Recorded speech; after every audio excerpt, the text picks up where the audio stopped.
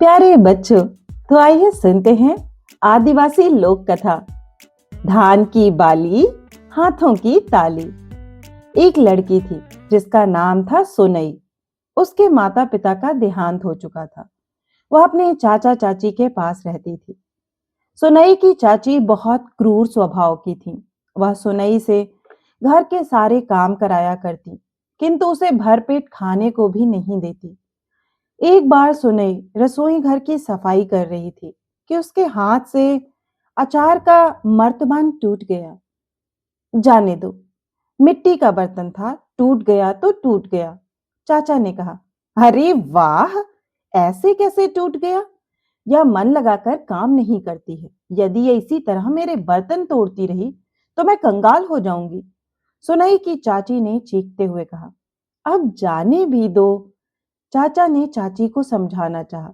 मैं कुछ नहीं जानती हूँ। तुम तो इस लड़की को अभी इसी समय मेरे घर से निकाल दो, वरना मैं घर छोड़कर चली जाऊंगी। चाची ने चाचा को धमकी देते हुए कहा। चाचा ने सोचा कि बात बढ़ाने से क्या लाभ है, और फिर सुनई को भी इस घर में कौन सा सुख है। इससे तो अच्छा है कि वह कहीं और जिए खाए। चाचा ने चाची के कोप से डरकर सोनई को घर से निकाल दिया। घर से निकाले जाने पर गांव में भटकने लगी। सोनई की चाची के डर से किसी ने भी उसे सहारा नहीं दिया। भूखी प्यासी सोनई अपना गांव छोड़कर दूसरे गांव की ओर निकल पड़ी।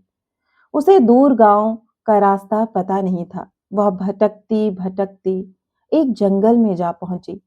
उस जंगल में एक आदमखोर शेरनी रहती थी। शेरनी ने सोनई को देखा तो उसकी बाछें खिल गईं। मैं तुम्हें खा जाऊंगी, शेरनी ने दहाड़ते हुए सुनई से कहा। ठीक है, तुम मुझे खा लेना, लेकिन अभी तो मैं स्वयं कई दिनों की भूखी हूं। मेरे शरीर में ऐसा कुछ है ही नहीं जिसे तुम खा सको। सुनई ने शेरनी से कहा, तो फिर मैं क्या करूं? मैं तो हर इंसान को खा जाती हूं, फिर तुमको कैसे छोड़ दूं? शेरनी ने पूछा। तुम ऐसा करो कि पहले मेरे खाने पीने की व्यवस्था करो। जब मैं खा पीकर थोड़ी सेहतमंद हो जाऊं तो फिर तुम मुझे खा लेना। सुनई ने कहा। शेरनी को सुनई की बात उचित लगी। उसने सुनई को अपनी मान में रहने को जगह दे दी, मगर खाने को क्या दे वह सोचने लगी। फिर शेरनी ने एक हिरण मारा और सुनई के सामने रख दिया। लो, इसे खा लो, शेरनी ने कहा। नहीं, मैं हिरन नहीं खा सकती हूँ। मैं तो सिर्फ चावल पकाकर भात खाती हूँ, सुनई ने कहा। अब शेरनी फिर सोच विचार में पड़ गई कि सुनई के लिए भात की व्यवस्था कहाँ से की जाए।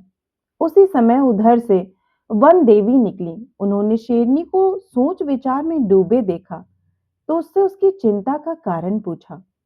शेरनी ने अपनी समस्या वन देवी को बताई। वन देवी उस शेरनी की वास्तविकता जानती थी। वह शेरनी वस्तुतः सुनई की मां थी, जिसे सुनई चाची ने आदमखोर शेरनी बनाकर जंगल में छोड़ दिया था, और यह शाप दिया था कि जब शेरनी को उसकी सगी बेटी अपने हाथों से धान की बाली से चावल के दाने निकालकर भात पकाकर खिलाएगी तो वह फिर इंसान बन जाएगी।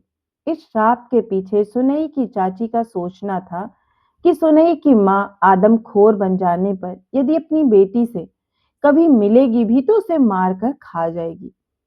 यदि मारकर नहीं खा सकी तो कम से कम भात तो कभी नहीं खाएगी।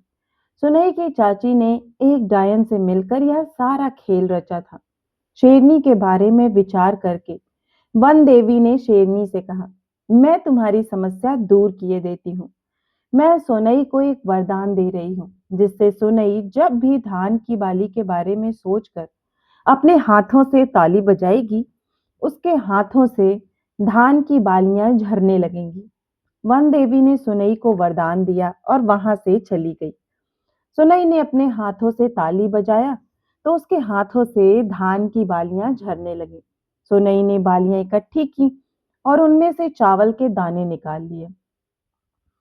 फिर मिट्टी की एक हांडी बनाई और उसे आग पर चढ़ा दिया। हांडी गर्म होने पर सुनई ने उसमें पहले पानी डाला, फिर चावल के दाने डाल दिए। थोड़ी देर में चावल का भात पक गया। सुनई ने महुए के 2 पत्ते तोड़े और उन पत्तों पर भात परोस दिया। उसने एक पत्ता अपने सामने रखा और दूसरा शेरनी के सामने। मैं तो भात खाती नहीं हूं, तुम मेरा हिस्सा भी खा लो ताकि तुम जल्दी मेरे खाने योग्य हो जाओ। शेरनी ने कहा, ठीक है, यदि तुमको भात नहीं खाना है तो मत खाओ, लेकिन मेरे साथ देने को कम से कम चख तो लो। यदि तुम नहीं चखोगी तो मैं भी नहीं खाऊंगी। सुनई ने हट करते हुए कहा, ठीक है, तुम्हारी मुट्ठी भर भात मैं खा लेती हूँ। कहते हुए शेरनी ने सुनई की मुट्ठी भर भात खा लिया। शेरनी ने जैसे ही भात खाया, वैसे ही चमत्कार हो गया। शेरनी एक स्त्री में बदल गई। यह देखकर सुनई को बहुत आश्चर्य हुआ। फिर सुनई और वह स्त्री परस्पर बातें करती हुई भात खाने लगी। बातों बातों में सारी कहानी सामने आ गई। सुनई यह जानकर बहुत खुश हुई कि वह स्त्री उसकी माँ है। माँ ने भी सुनई को अपने गले से लगा लिया। इसके बाद माँ बेटी अपने गांव पहुंची।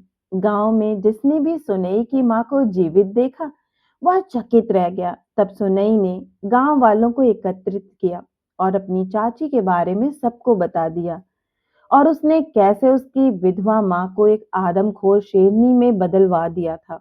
गांव वालों को जब चाची की इस करतूत का पता चला तो उन्होंने चाची को मार मार कर गांव से भगा दिया। चाचा ने भी सुनई और उसकी माँ से क्षमा मांग ली।